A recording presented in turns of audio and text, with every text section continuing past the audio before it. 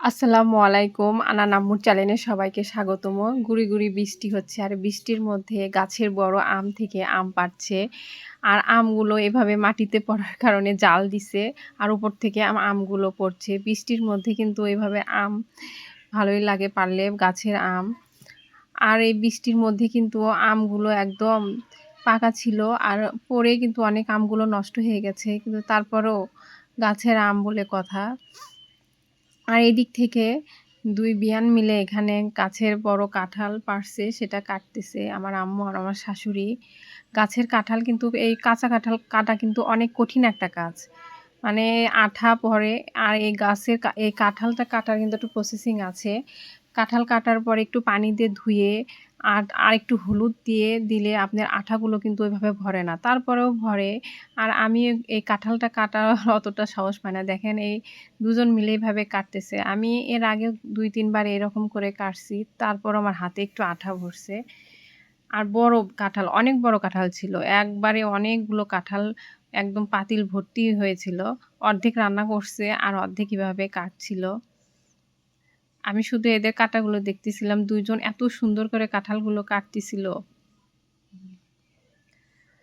আর এপাশ থেকে আমি এই কাঁঠালগুলো রান্না করছি ২ টা হাঁড়িতে। একটা বড় সসপ্যানে রান্না করছে, আরেকটা কড়াইয়ে রান্না করছে। একদম অনেকগুলো। সবার জন্যই রান্না করছে। আর এই কাঁঠাল রান্নাটা এত মজা ছিল ২ পাশ থেকেই। আমি একটু দেখতেছিলাম আর ভাবলাম যে এতগুলো কি করবেন? তো আমার শাশুড়ি বললেন, "যাই হোক একবারে রান্না করে রাখছি। সবাইকে দিব একটু করে।"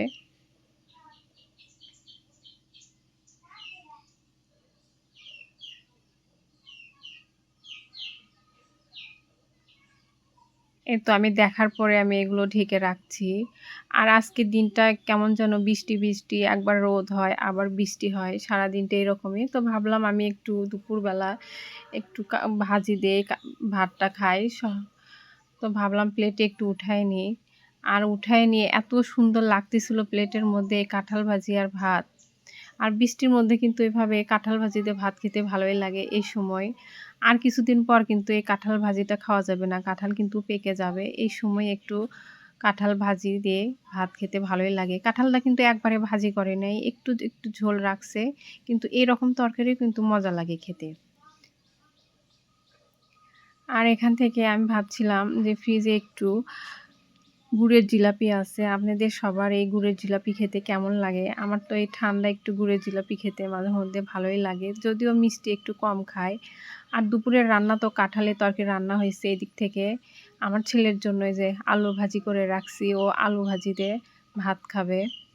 কাঁঠাল ভাজি একটু কম খায়।